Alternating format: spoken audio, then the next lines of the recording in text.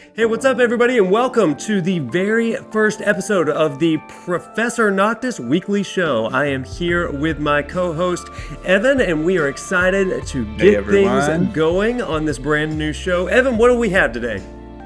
On today's episode, first of all, we're glad that you joined us.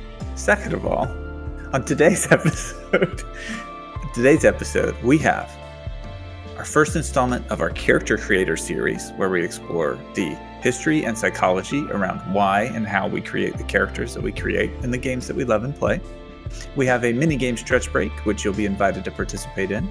We have a segment on healthy relationships in our Fantasy to Reality series. And then we'll end with gains before gains as we start to debrief and process the show. Let's get right into it. Sounds great. With that, let's walk tall, my friends. Wade, I'm really excited for this next segment that we have coming up. And it's our segment on character creators. We're going to be hopefully doing this over multiple episodes. And I think it's going to be a really fun dive on some of the psychology and reasoning behind why we do things the way that we do in games. Just to get us started, though, you have some experience with character creators. I've seen you spend a lot of time on them. I love a character creator. It's not very creative for my part because I meticulously spend all of my time recreating literally myself. Now, that's something interesting that I think we're going to get really to deep dive later in this segment. But I do remember a certain time where we were waiting to play Wii Sports, I think. And we're at my house and we're playing it on the Wii U that you have convinced me to buy. The shortest Nintendo console ever. Yeah. Super success in our hearts, if not in the world. I think it was just a little bit ahead of its time as far as what it really could do. Was, you know. Honestly, we need to do another segment about the Wii U. There should be a segment on the Wii U one day. And it's just our love letter to the Wii U and how much fun we had with it. And so everyone is waiting to play this game together. Yeah. It's Wii Sports. It's come out for the Wii U. There's a new controller and it's going to be great. And you sat there. I did. For 20 minutes. I did. While everyone waited, because you could have just signed in as a guest. You can't though. You can't though. You made aesthetics, appearance matters, Evan. It does. I have to feel as though I'm in the game, and I had to sit through every potential option to make sure this was uniquely me. I mean, if you could just imagine a group of people at a party. At a party, yeah. Listen, I am the life of the party. But I have to ensure. It's true. Well, everyone's going to have a better time if your character looks accurate to you. If Wade's not having a good time, nobody's having a good time. And so now that is true. Now that is true. So with this segment on character creators, we're going to be looking at the kind of overall concept. We're going to examine some of the history behind character creators. And really, we're going to get into some of the psychology of why we make the decisions that we make, the types of people that make different characters, the process that they follow, and maybe what that means and says, and the insights that we can gain into our own life and kind of elevate our play a little bit when it comes to this idea of character creators. How you feeling? Now, this is the stuff that I love, right? I love, it's not so much what you create, but why did you create it? Those are the questions that wake me up in the morning. It's like, why did you choose that? No judgment on why you chose it, but why? And that kind of deep dive, because there's always a reason, I think, why we choose to convey ourselves in the ways that we do, whether it's in the world or in the games. And so that's what, I love that. Totally. So as you're listening and watching to this, you're present in this segment. You are going to be present in this segment the entire way. Your friends and family members that you play games with, you're going to see bits and pieces of themselves in there. And so I would encourage you, as somebody comes to mind, think about it, right? Share it with them, talk about it. And hopefully this can create some discussion and understanding, or at least making fun of our friends and why they spend 20 minutes making their me avatar before you could play games. Thank you for the subtle dig again. But I mean, it is a great thing, right? Because all of us get to, when you know this stuff, you get to almost play armchair psychologists, thinking like, okay, what was going through your head at that point? Why was it so important for Wade to spend 20 minutes at a party with a group of people eager to play Wii Sports or whatever it was? Why was it important for him to create that avatar like that? Yeah. I think that we've all got those stories. Today, I'm excited to dive into why. Why did we do that? It's a fun part of play, right? That we can learn a lot from each other and from someone in the way that we play and choose to play and engage with fun and make believe. And a lot of that, we talk about this a lot of that seems to go away when we get older and you hit a certain point in life where you say, oh, well, we're not going to play pretend anymore. But video games have really given adults a lot of avenues to kind of engage with those elements of play as kind of things have changed in the world, the way that we think about leisure and recreation. Yeah. And so this is an important part of it, right? Because the way you played as a kid with your friends is very interesting. My friends and I used to pretend that we were airplanes when we were riding our bike, right? Like, what's the psychology of that? Right. Well, I think that you've exactly hit it. Like, this isn't unique to video games. This is unique to just life, right? I remember when I was playing baseball, my brother and I would play baseball on teams and stuff, Little League and stuff. There's 5 years difference between me and my brother, but I was able to see it for myself and then for him. When you choose a glove, or when you choose a bat or something, there's something deeply personal about that, right? And so I remember, like, I had my like kid's glove, like the learner's glove, when I was in Little League and T-ball. But I remember when I started doing like fast pitch baseball and stuff, my dad gave me his glove, and that felt very different, right? Sure. My brother, when he started playing football, one of the things that he did, like my dad's number in high school when he played football was 21. Well, my brother made his 42. Why? It doubled 21, right? And so like there's something about like the way that we convey ourselves to the world, what we choose to accessorize ourselves with in order to play a game or a sport or really anything, it says something about our psyche and how we want to convey ourselves. You can say this not just with games, but the kinds of cars that we are interested in driving versus things that we think are cool, but maybe not for us. All of that speaks to something. And so we gamify play even in real life. And I think that that's one of the most interesting things. But sometimes it's just like, hey, I like that thing. But I feel like the answers are usually much deeper than that. Yeah, I mean, I think it's interesting how we can blow past certain parts of it where it just seems automatic. This is what I'm going to do. And then some parts of it can be incredibly paralyzing, like choosing a username or a gamer tag. Right? And so like usernames, what a great question, because like that's such a big piece of character creation. And like I remember when I started Final Fantasy XIV and World of Warcraft before that, the screen of like, what do you want your avatar's name to be was almost crippling. I was like, I wasn't ready for that. I was ready to play games and kill murlocs. Too big a question. Like it's like, this is what I'm going to. And so I've chosen a name that actually wasn't Professor Noctis, because I did this like in high school and grad school and stuff. And like, I'm still using that name because I've committed to it as my identity, you know? But yeah, even usernames, Professor Noctis, or you going by Whiskers. I mean, we have origin stories for that. It is interesting, and I think we've come up with a better system. But back in the day, you used to be able to get basic usernames. And nowadays, it's like, users already taken, right? Mm-hmm. We've all been through that. A new game account comes out and the user's already taken, Yeah. And that little red text that would always pop under it, it felt like I had failed in class, right? Like it was like a giant red F. Like, I'm not creative enough. Not creative enough. You didn't get here fast enough. Right. I think the Xbox Live auto-generated ones were some of the best that would ever. What was yours? My actual Xbox Live username, like the auto-generated one. I don't know whichever one that you like picked or chose, whatever. My auto-generated one was I hate that pig. It's a family story because, and I could get into it, but it's a family story about my grandma saw a dog on the TV and said that she she thought it was a pig because she couldn't see really well. And so, should I just tell the story? I mean, I think you have to. Like, I didn't expect this to come out in this segment. That's what we're about here. This is a treasured family story that I'm about to make register up.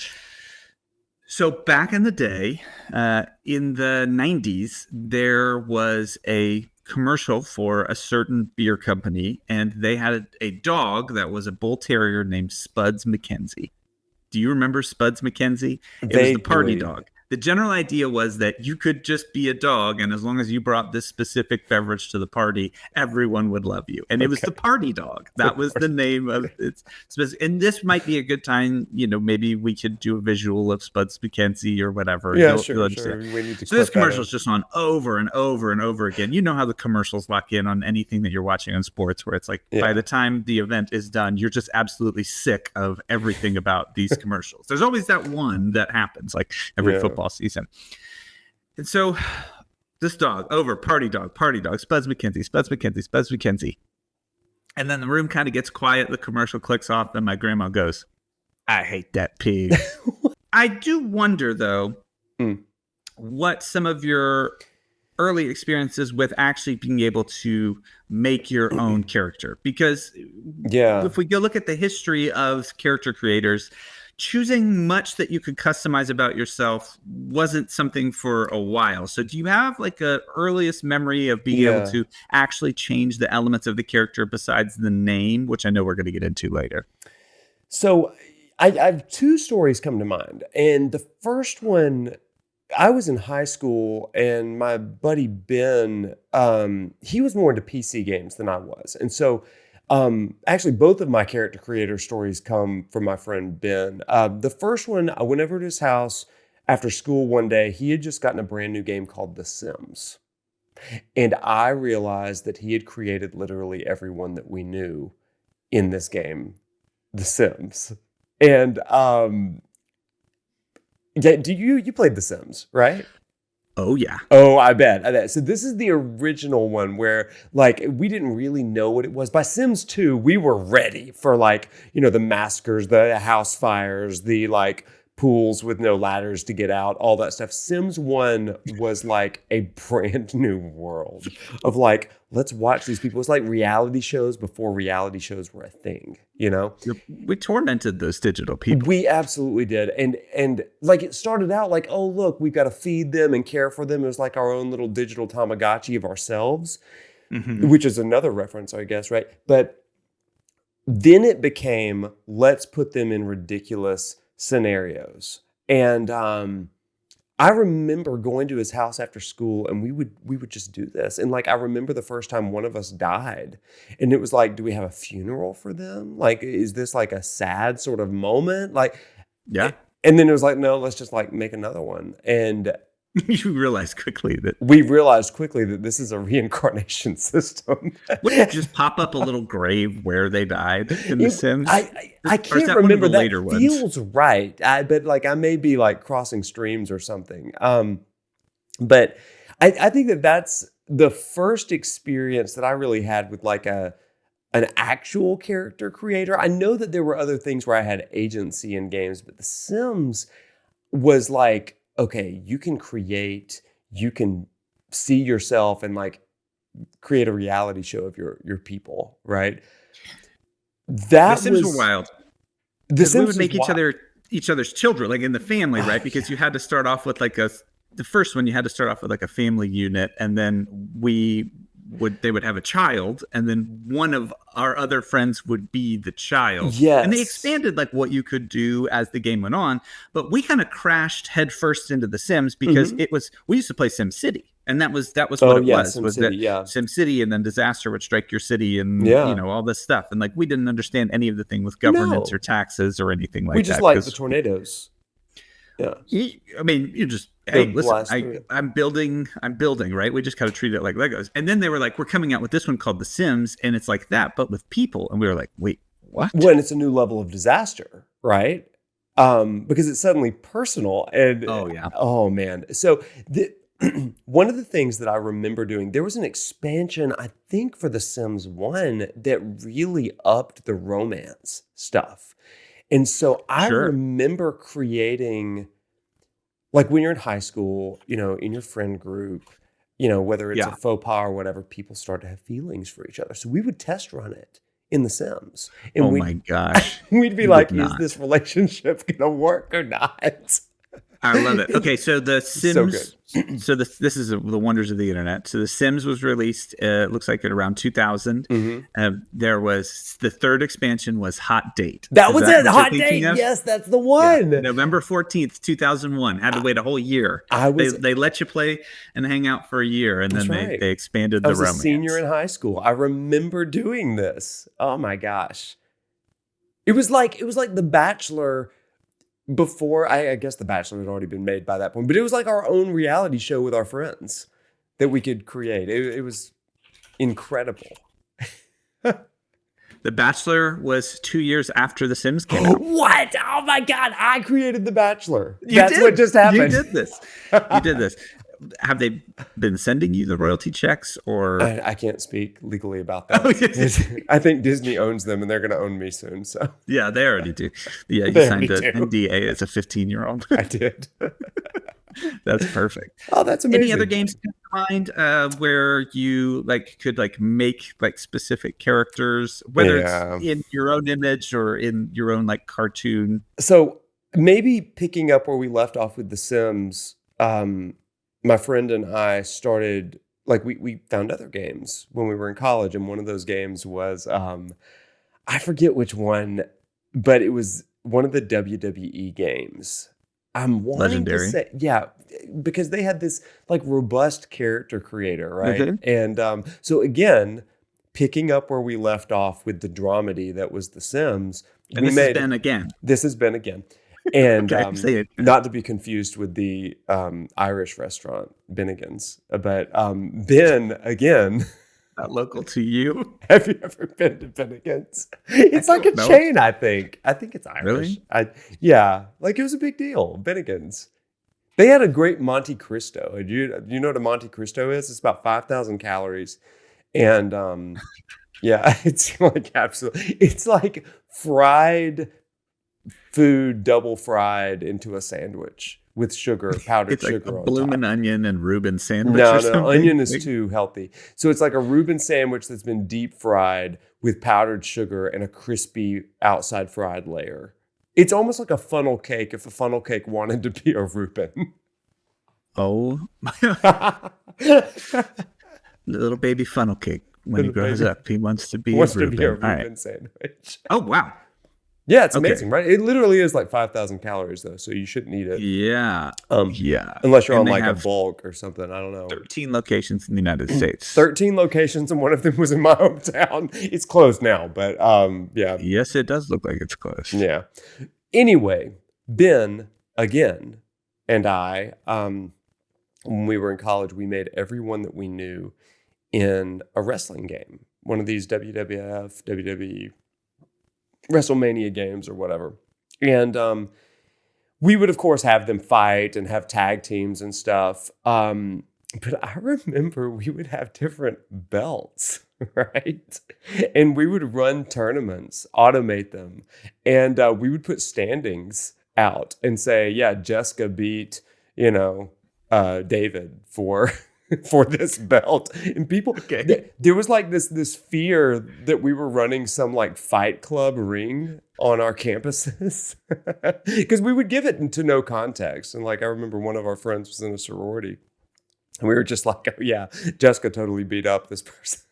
It's just where worlds Rumors collide. are running and- rampant. Yeah, today we would have absolutely been called before deans and stuff, been you're spreading lies. But back then it was the Wild West. Okay, so how did this? It sounds like this had impact outside of just you two playing the game, and it made the game become a part of your social scene. Because then they wanted to see themselves, and they wanted to see the stats that we gave them, right? I mean, people that lost to Jessica in her reign of terror, like they had to know.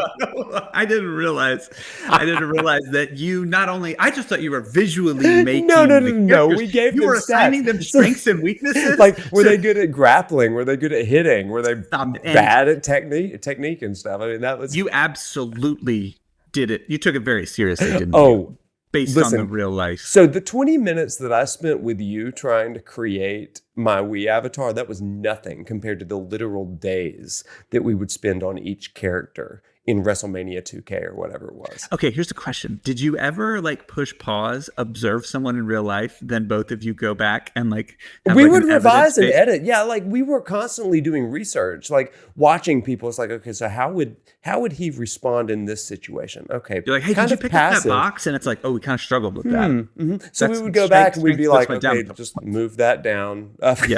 Move that milestone down. Yeah, it was true to form. And there were some people that we didn't know very well, but we knew them well enough to put into a bracket because we needed 32 people or 64 people, right? So it was there was this one guy. He is now a really good friend of mine. His name is Justin, right? But the only thing that we really knew about him was that he wore a yellow shirt back then. And so we literally gave him Justin Yellow Shirt. And that was his name, Justin Yellow Shirt. And he wore a yellow shirt and he came out and he was he looked like him. And to this day, Justin will say to us, I never wore a yellow shirt. And I was well, in our heads you did. You always did. That's an interesting way that, and maybe this is a bit of a tangent, but the way that we this is a tangent. This whole segment is a tangent. The way that we sort people in our lives into roles and how they would fit there, right? The way that we socially organize ourselves and their impact. And then you just turned that into a video game because you needed more characters for your Royal Rumble. I mean, you have to, right? Because again, fantasy always imitates reality, So one of my areas of research is about how do we incorporate games into education, also into our everyday life. I actually want to cite some research here, okay? Because I think this is actually pretty interesting.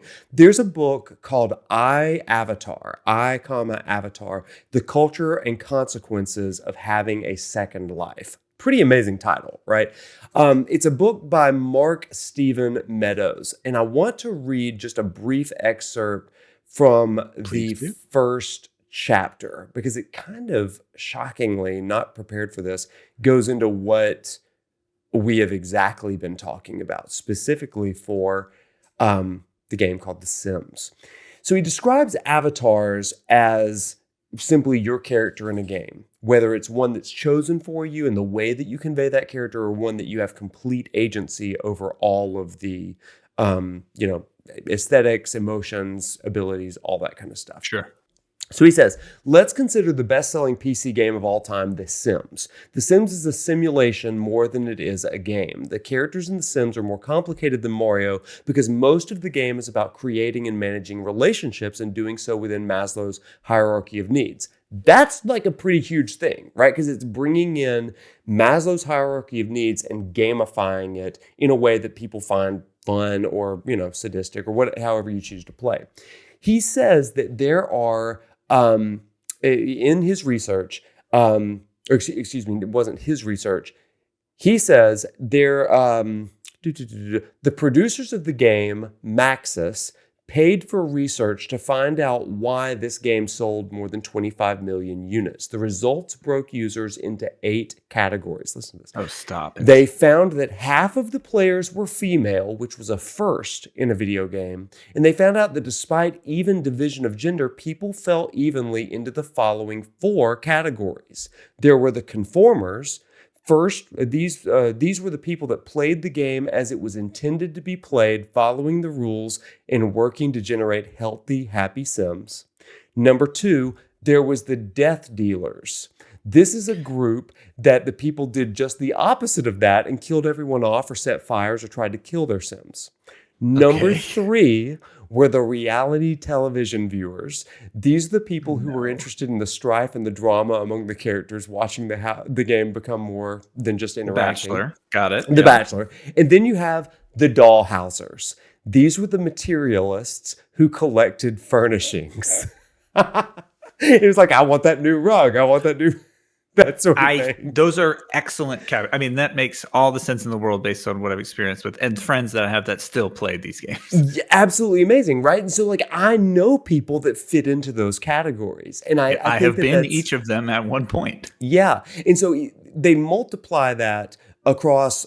So, despite being the author says, despite being from 8 different groups, that's 2 genders for each category. When this book was written, 3/4 of the users, regardless of gender or play style, were interested in the interaction between the avatars. And so he kind of goes off of that. Now, this is chapter 1 of this book, and it goes into the why beyond all of that. And what does that say about our own personal psyche and stuff? Just such a cool lens.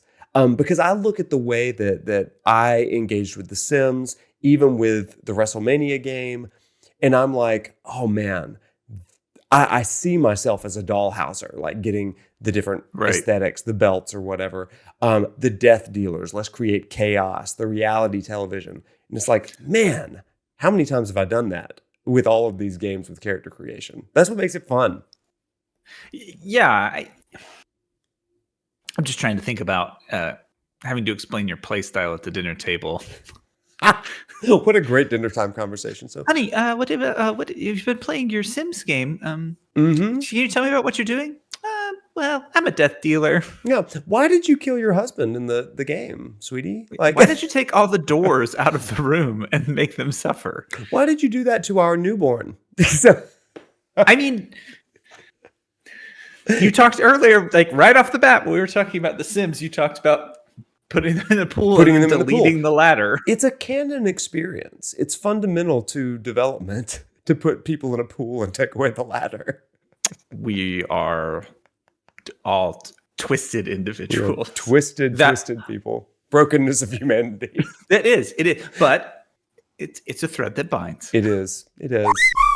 Hey, everyone. Welcome to the mini game stretch break. This is the part in the middle of the show where we and you, hopefully, take a little bit of a stretch break and we stretch our bodies and our minds a little bit. So this is a segment where we just do some kind of like chat and get to know each other a little bit more. So enjoy. So let's just a little stretch in this. I look like I'm being robbed, not stretching.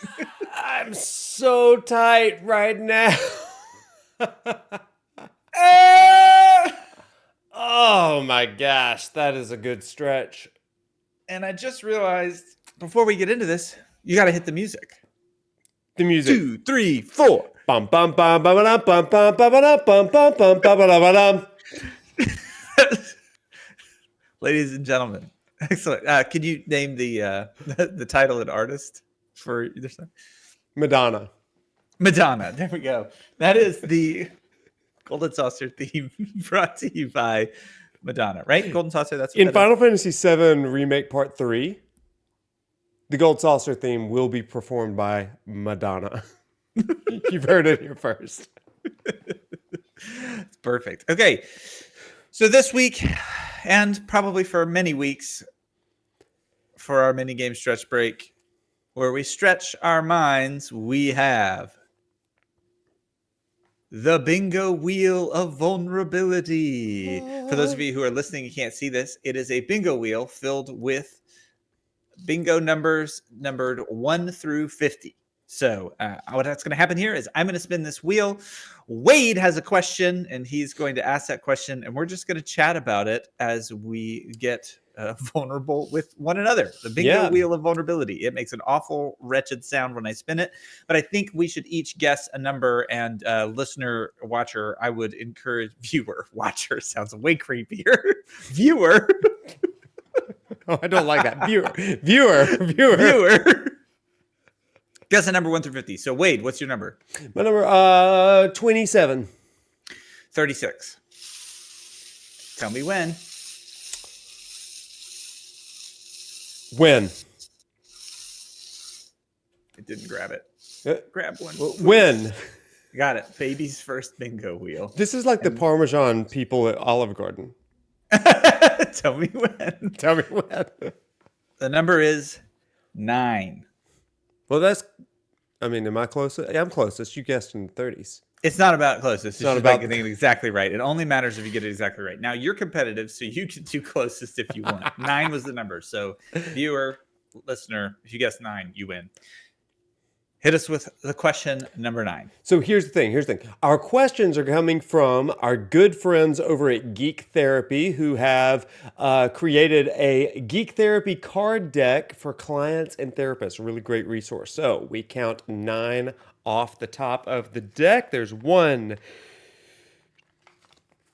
2, 3, 4, 5, 6, 7, 8, 9. And that is Why 9. did it take so long to get from 1 to 2? Because they're in the box and I'm slow. They were still in the box. Okay, They were great. still in the box and I was not ready for that. I love it. So I love it.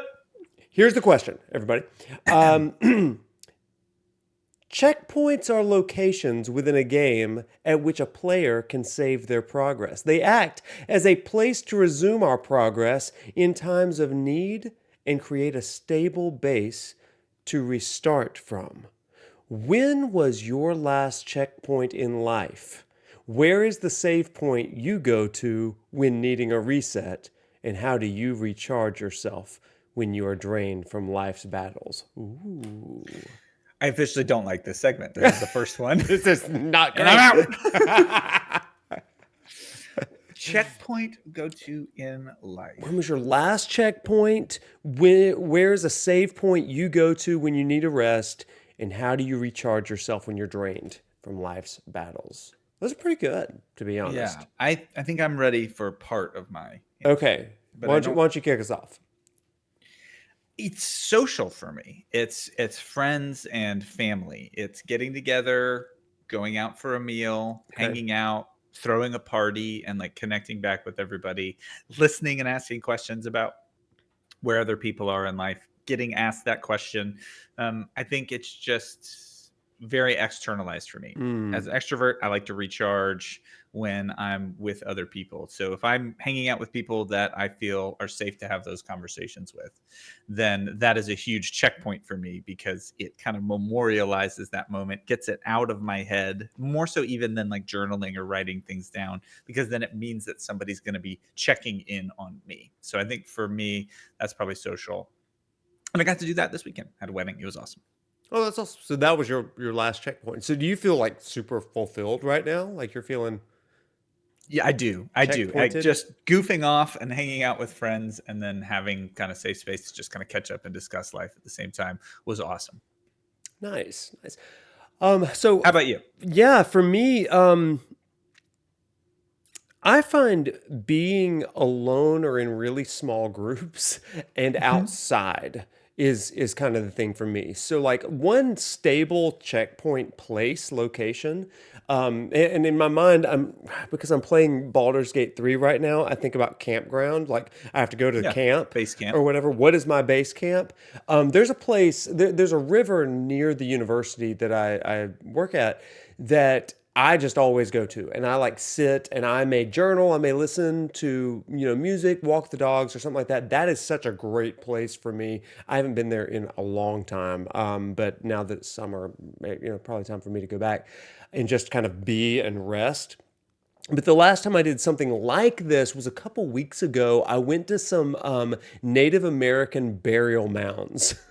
And like it was just so refreshing. I was learning something. I was out in nature. I was on these walks, and it was like, oh my gosh, like life is returning to me after being drained from a lot of life's battles, especially at the end of the semester. That's what it feels like in my rhythm, I guess.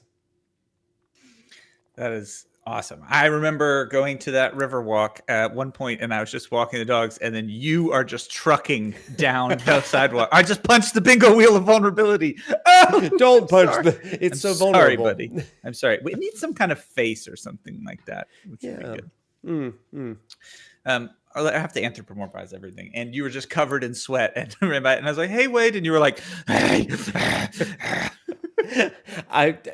To my credit, I don't even remember that, I guess. Like you were in I was dying rush from just so hauling it down this river walk, which was good. So, listener, viewer, ask somebody else in your life. Ask yourself that question. What's that checkpoint for you? Think about it. Get it out of your own head. Talk about it. Let somebody in today.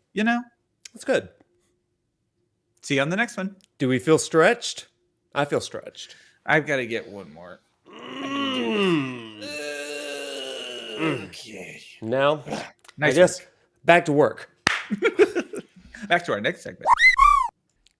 Okay, we are into our next segment where we are talking about fantasy to reality. This is where we take things that we experience in games and in media or in play, and we take them from the screen and the page, and we let them become real in our lives. So, fantasy to reality. So, fantasy to reality, Wade, what have you been thinking about while you've been playing games recently? Man, I've been thinking about relationships. Oh, okay. Relationships. Do tell more. Romance, friendship, any kind of relationship. That's what I've been thinking about at every juncture of gaming right now. Okay. What have you been playing that has you thinking about relationships? It's really just one game because I've spent 175 plus hours in Final Fantasy VII Rebirth, and at around hour 158, there is a culmination of relational dynamics, and I'm a little ticked about it because I spent 158 hours believing that I was courting one person when in fact I was courting another. Okay, so a little misalignment of energy there. Real life doesn't give you like a quantified number of hours you've invested in trying to do something. Like you don't have that tracker. So games can be insulting in that way, right? When it'll tell you how much time you spent on something to get the outcome that you didn't want. Well, and you say that, yeah, like life doesn't give you like a menu screen that says, here is your affinity with all of these people. But what it's gotten me thinking about is actually a model that does kind of quantify relationships a little bit. And I'm trying to answer, where did I go wrong with the relationships in Final Fantasy VII Rebirth? Okay, so it sounds like you're talking about something that is going to give us essentially like a menu screen for affinity for our real life relationship. You know what? It kind of is like that. I wish that like we could press the pause button and be like, what is my menu screen? But I'm going to give that to you today. Yes. Oh, okay. I love it. I love it. So what is it called and what made you become aware of it first in your life? Okay, so it's called the Relational Attachment Model, and it is a model for safeguards and just kind of helpful blueprints in healthy bonding relationships put forth by a clinical counselor named John Van Epp, in about 2008, I think. Shout out, yeah. And this is a model that essentially is 5 categories or components that, when tapped into, develop naturally stronger relationships. Okay. Let's talk about where this was helpful for you in your life before we explain what the model is. Because I want to know, why? What's the why here? Yeah, where did this come into play for you personally first? Evan, I work with students for a living, 18 to 22-year-olds who they come in with bright eyes and excited futures because they are freshmen. And one of the things that they're excited about is love. But love and freedom, a desire for love and freedom is a recipe for disaster, especially when we throw them into dorms and we're just like, go and make a life. Okay, so the desire to experience love and the inability to process that at the same time. And so then they come to my office and they're like, Wade, I'm in love, or Wade, I've ruined my life because of love. And it's like, okay, so what are the models? And so that's when I got to research and I got into trying to figure out what are some experts in the area that might be helpful for this sort of dynamic. And that's how I discovered the relational attachment model. And to me, it's the simplest, easiest way to better friendships, family relationships, and maybe most importantly, intimate romantic relationships. Okay, you mentioned something to me about how it helped you to process why you felt or didn't feel shame at one point. I Yeah. wonder if you could talk just a little bit about that, and then we can get into the model. Yeah, let me say this.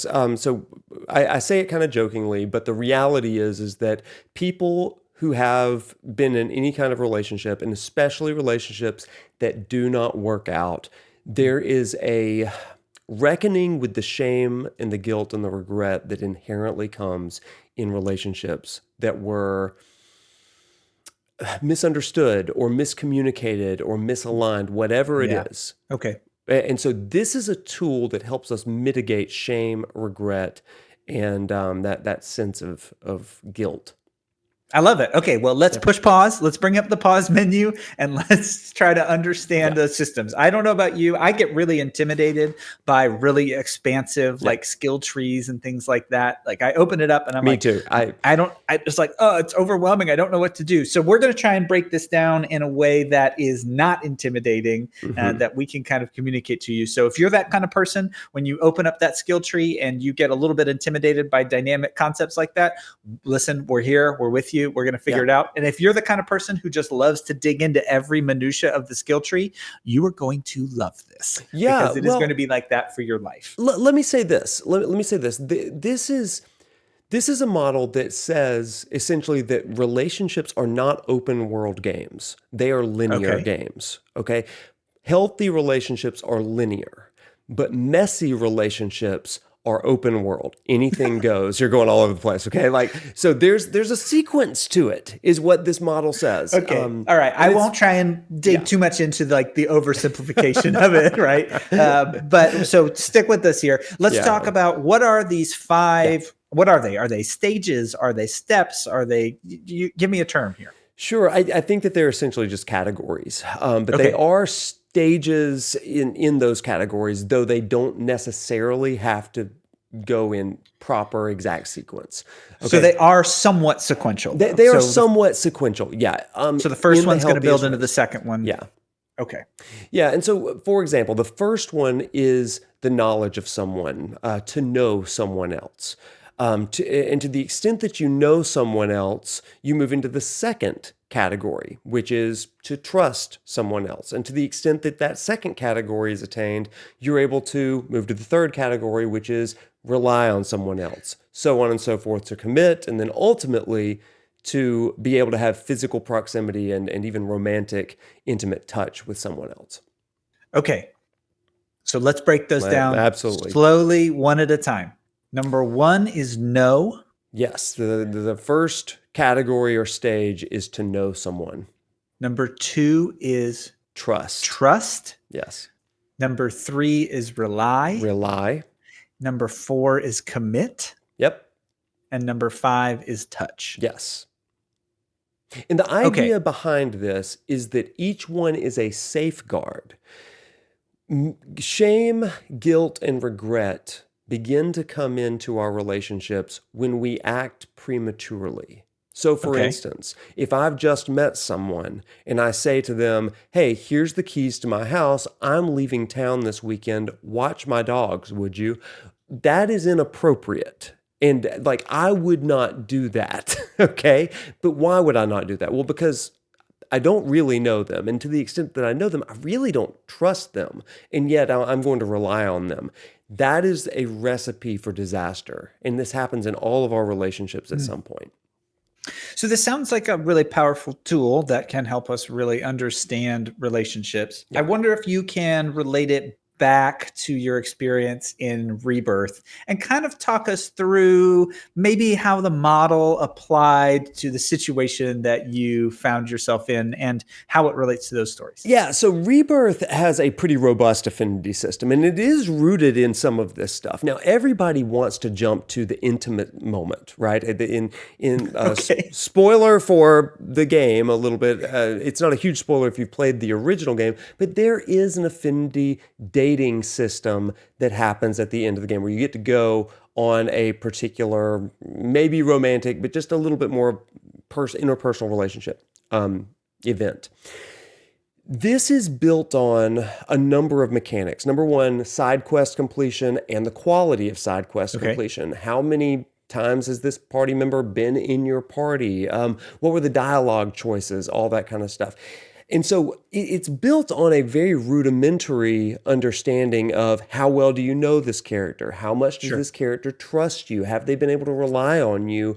And are you committed to them being in your party, right? Okay, I'm hearing the model coming out in the way that you're explaining it. So you look through that lens, I think, to see these characters interacting with one another. Now, I had a mismatch because I thought that I had put all of my knowledge, trust, reliance, commitment points into one character, when in fact, I checked the stats at the end of the game. This particular character had the lowest affinity. Now, that's because I'm a little bit of a completionist. So on a scale of 100, this person had a 92 out of 100. The highest that I had was a 96. And there are like 5 different options in the game. So it was an A versus an A plus. It was A versus an A plus. So it wasn't like I rejected this person. I actually thought I was courting this person very well. But you were, just not relative to literally everyone else. I live to make everybody happy. That's what I've discovered. Settle for mediocrity. It's not who you are. It's not who I am. I'm excellent with all. So okay, that's the long and short of it with Rebirth. Yeah. So this is present in the story and the way that you're developing. Yeah. I wonder, are there other games that you think well illustrate these like steps in order? And you showed me and talked about how they have like a scale or a slider. Can you tell me a little bit about how like the filling up of one would relate to the capacity of another? Are they interconnected in any way? That's exactly how they're connected. And so in category 1, to know someone, that is setting the capacity for the level of comfort that you will have in trusting someone. And to the level that you trust someone, you're able to rely on someone. And to the level that you rely on someone, you're able to commit to someone. And then ultimately, to the level that you commit to someone, you see them in your life, there is a comfort level in the physicality that you may have with someone else, the touch component. And the way that this happens, it's not always just chiefly romantic touch. I think that it can be misused in saying that this is all about intimate touch and all that kind of stuff. Think of it like this. There are people that maybe you've been on teams with before that you didn't know very well that would come up to you and like give you a pat on the back or like punch you in the arm playfully or something like that. Don't. And it's like, whoa, do we know each other that well? And then there are other people that are on the team that you have some rapport with, and it doesn't matter if they like come up behind you and bear hug you, that feels familiar and comfortable. Well, this gives you a blueprint for answering why some of that touch feels comfortable versus uncomfortable. And this is the key ingredient for that element of shame, regret, and guilt that we sometimes talk about. Why did that make me feel uncomfortable and weird? And not just with touch, but even with conversation. Sometimes we will bring up topics that the relational capacity that we have for one another isn't able to hold. And therefore, it creates some disruption and discomfort in our relationships. Okay, so that makes sense, that I can't possibly rely on you more than I can trust you. Yeah. Right? So that trust builds the framework for how much you can rely on someone. How much you can rely on someone builds the framework for how much you can commit to them and commit to the relationship. Yeah. And when there's misalignment there, that's where we experience disruption and pain and hurt and sometimes regret. Yeah. And okay. That's what we see in really well told video game stories. This progression through these stages that make a relationship believable. For example, I think that one of the classic examples of this is The Last of Us Part 1. And there aren't going to be major spoilers for this, but just some basic story pieces. Okay, time out. We got to talk about spoilers because if we're going to try and have these conversations and think a little deeper and elevate our play and springboard ourselves into the life that we want, we're going to have to talk in some detail about what happens in games. So I have a proposal for you, and we'll just workshop it. Okay. I think there needs to be a point where we declare that something has passed its like statute of limitations on spoilers. Okay. If it is old enough, if it is in popular enough media, whatever it is, we maybe need to put, just for us, our stamp on this one, do it. And then in other ways, we'll say, hey, if you haven't played this, it's not past it's what we would determine at our point of conversation. It's statute of spoiler limitations. Therefore, this is your spoiler warning. Yeah. Skip ahead. And maybe I'll even figure out a system that we could like let people know. But I would say Last of Us Part 1, it's been long enough, and there's a major HBO show that covers what happens in it. Statute of limitations for Last of Us Part 1. It's up. It's done. We're not even spoiling it, but it's important to know that. So, I mean, okay, so back to The Last of Us Part 1. The basic premise is you've got Joel, who is leading Ellie, a young girl, to a cross country. And through the course of this, he finds in her the daughter that he lost. And they meet for the first time at the beginning of the game. Beginning of the game, and he has lost his daughter in years prior. And so there's this void in his life. She also is at this point orphaned. And so there's this mutual need of relationship. But here's what I love about the relational dynamic of this game. It's not romantic like this relational attachment model sometimes leans into, but it perfectly follows it. Okay. So, for example, in the beginning, they don't know each other at all. Got it. Joel has no interest in trusting Ellie, relying on her, committing to her, and they are very cold in physical proximity to one another. He even sleeps with his back turned to her. I mean, the whole deal when they're in the same room, it's just like they are not on the same page at all. And same with Ellie. Over the course of the narrative, they warm up in every category. Until you know what I'm talking about. Yeah, and I love that their physical circumstances while they travel together change as the relationship changes. I think that really helps with the storytelling because the setting physically changes, their location. They're traveling together physically while they're traveling together in like building their relationship. Subtle narrative cue. I mean, at the beginning of the game, they are not walking side by side. Joel is in front of Ellie the whole time. He is leading her. He is not interested in building relationship with her at all. And then by the end, they're jovial. They're walking side by side. She's scampering up and about and all around and all that kind of stuff. And it's just like there's a comfort level. And this is so beautifully displayed. Naughty Dog does this so daggone well. But this game is a wonderful example of proper relationship. And anytime, this is also key, anytime Ellie tries to push ahead to a level of commitment or reliance that Joel is not reciprocal on, it creates some tension, some relational and narrative dynamic that is like, oh gosh, this doesn't feel right. Something's mismatched here. And Ellie kind of shrinks into herself or Joel shrinks into himself because it's like they both want to have this mutual commitment and reliance, but they're not really ready for it yet.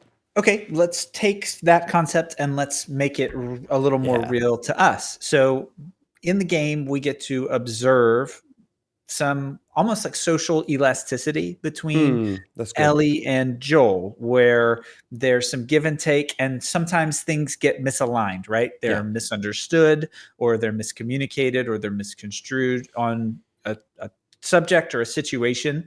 I think you said that you found that in Rebirth as well, right? And trying to find the right words to produce the correct outcome that was, or I would say not correct, desired outcome for you. Right, the desired. You found that there was some like misalignment there in your expectation with what you were actually producing.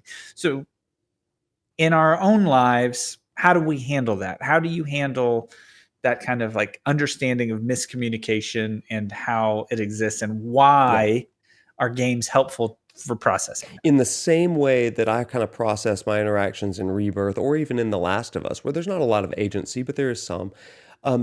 This is the way that we kind of process those moments in our own lives that have brought about shame, guilt, and regret. Can I replay that? Why did that conversation option or the thing that I said leave me with a sense of regret? And these are the things that we replay in our minds years later. I mean, every one of us probably has, man, I still remember that stupid thing that I said when I was in third grade. Well, why? Why did that make us feel that way? And for me, I can pinpoint, okay, I was acting and speaking in reliance for someone that I didn't really know, or I was committing to somebody that I didn't really trust.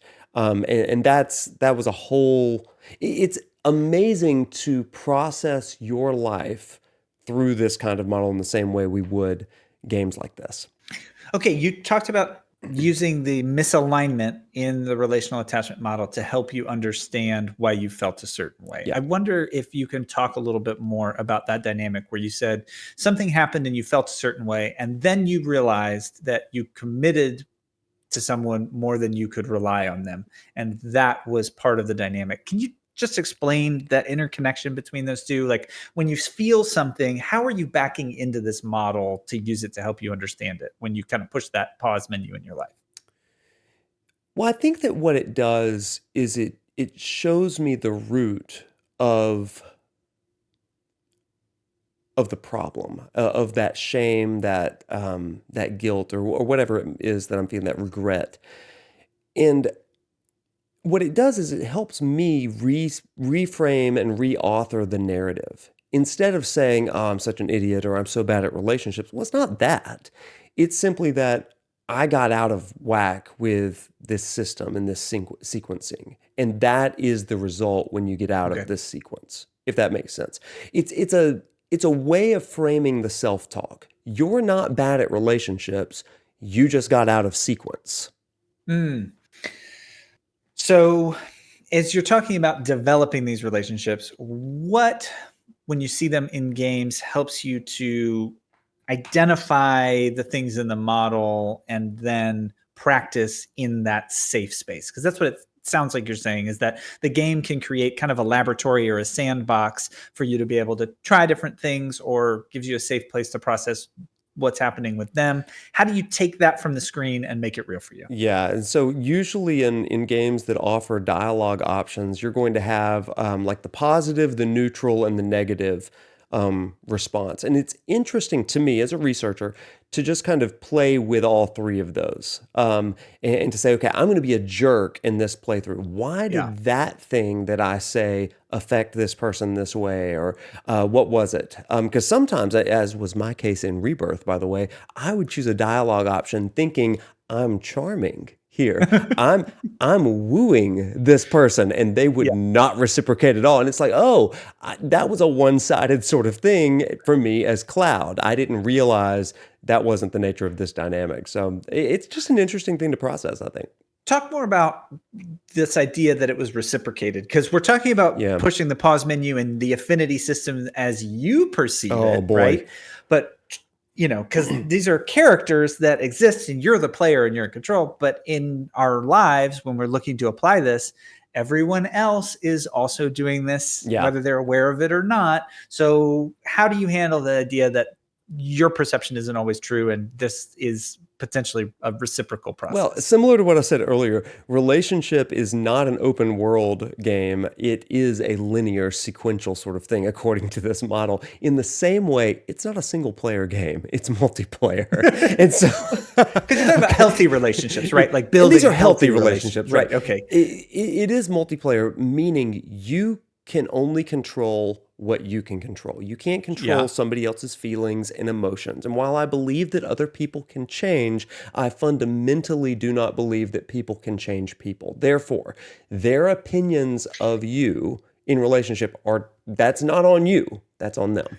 Wow. Okay, we're going to have to unpack that in another episode. Probably. That was a quote, wasn't it? That statement was very bold, and you really got me thinking, but not on this one. So stay tuned for that. All that to say, relationships are inherently risky because they are out of our control. 50% of it is on you, but the other is unknown, right?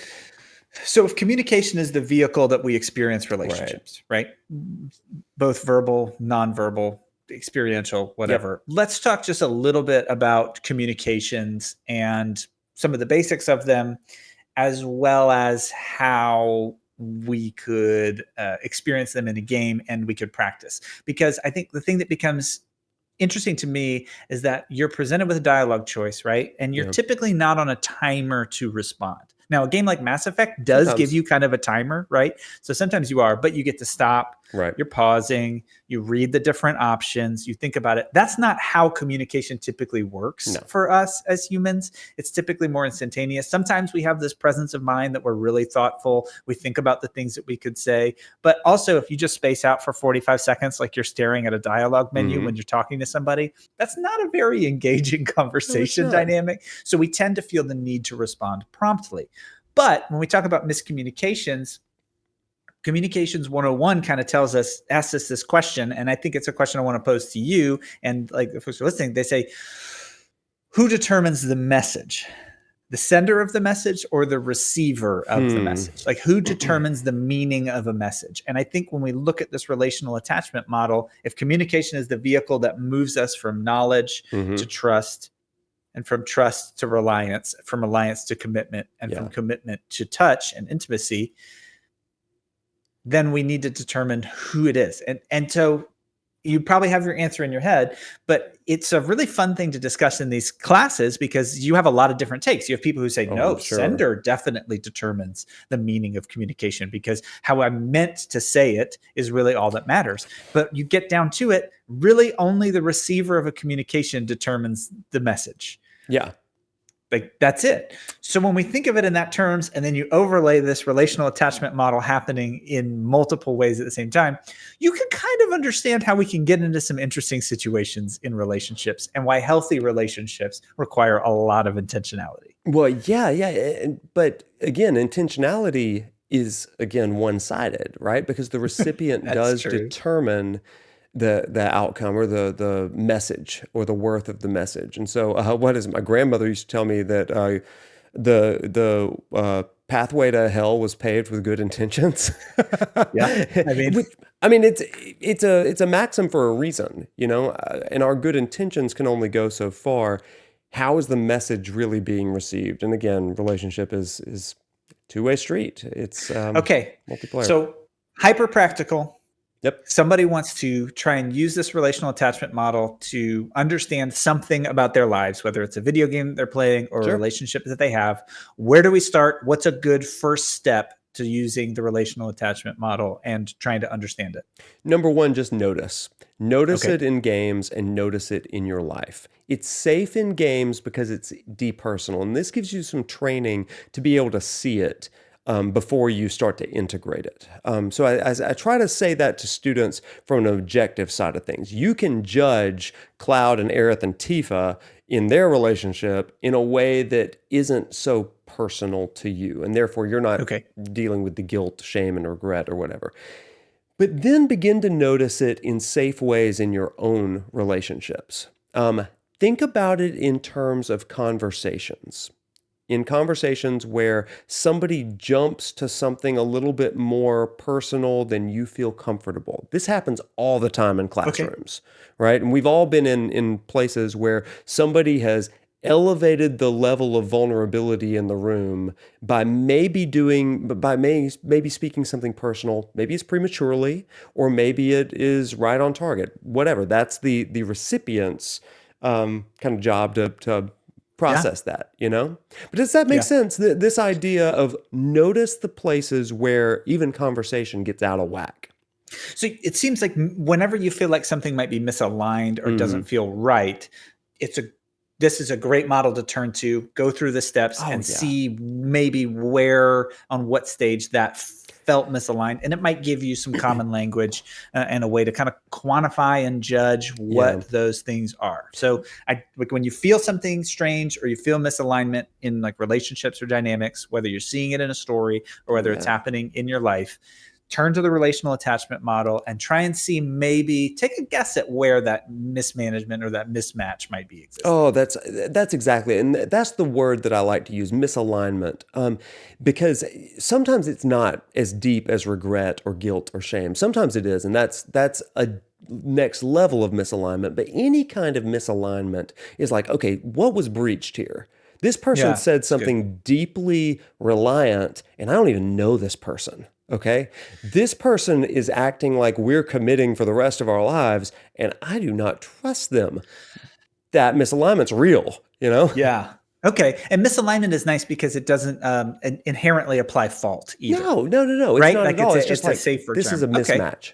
I love that. Okay, well, anything else that you would want people to know while we kind of wind down, and anything you'd want? Because I think that's a great practical. So I think the conversation has been great. I certainly learned a lot. I know that's a tough concept. You did a great job explaining it to us and then illustrating it in stories that we would all know and learn. So, oh, wow, you're too kind. You're too kind. So everybody, that's been Fantasy to Reality, and we hope that you've enjoyed it, and we know that you have. Wade, Prof, thanks for the conversation, and looking forward to the next one. Good luck in your healthy relationship pursuits, everyone.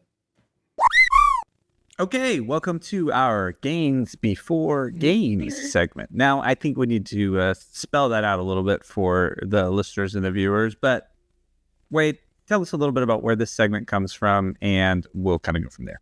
Yeah, Games Before Games is all about feeding your real life before you feed your gaming life. And so one of the things that I talk about on stream, in my classroom, and even implement into my own life is how am I bettering myself as a person, getting those experience points, getting those personal level up experiences before I go in and do similar things in my game life. And this is going to include everything from physical to mental and emotional and even spiritual. And I think that all of this helps us have a more holistic experience of life and then a freer, guilt-free way of enjoying our games.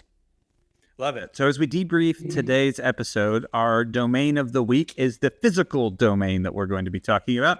So what from our conversations this episode has you thinking about a challenge or kind of a takeaway in that physical domain? Man, it's pretty outside where I live. I'm in the South. I'm in Alabama, southern part of the United States. And because it's warming up, I just want to be outside. And so typically I would go to the gym, but like now I'm really just wanting to go out and run. And so I'm kind of taking it on myself to run or move at least 1 mile every single day. Maybe more than that, but at least one every single day. Okay, you're going to try and run or move 1 mile every day. I think for me, the takeaway in the physical is connecting back to two parts of the episode. One is the minigame stretch break, where we talked about how you like recharge in those checkpoints for you. And I talked about how that was something that was good for like me for friendships and things like that. And the other one was the healthy relationship side. I think combining that physical, getting outside with some close friends or family, maybe even like taking a walk with the dogs is a big takeaway for me. And then having some intentional conversations about those checkpoints and about some of that like relational attachment model that we talked about a little bit. I think just sharing about some things from the show that kind of got me thinking, and letting other folks in will be kind of where I head this week for that challenge. All right. Anything else that people should know about Games Before Games as they kind of wrap up and issue that challenge for themselves? Challenge everybody. Yeah, and so for this episode until the next one, we're just all thinking about the physical proximity to the life that we want. And so for me, it was a bit more active. It's pretty outside. I'm going to physically position myself in a place that I can be better. And for Evan, it's about physically approximating himself to those social relationships. And I think that's a really, really cool way of thinking about two different sides of the same coin. So the question for you is, well, how are you physically going to approximate yourself to get into the life that you want for the next week? Good luck. Thanks. All right, and that is a wrap. Thank you so much for watching, and stay tuned for our next episode where we're going to be talking more about character creation and about why I'm concerned about the future of the Final Fantasy franchise. In the meantime, you can catch us online on social media and YouTube and Twitch, where I stream every Tuesday and Thursday night Central Time, 7 p.m. Just search for ProfNoctis. That's ProfNoctis. And until next time, walk tall, my friends. Bye, everybody. Thanks everyone for tuning in. This episode was written, produced, and edited by us. The music comes from Sing 4D Laughter. So if you like the music, definitely check out their stuff on YouTube. And our graphics and animations were designed by Nick Smith. Big thanks to Nick. We'll see you next episode.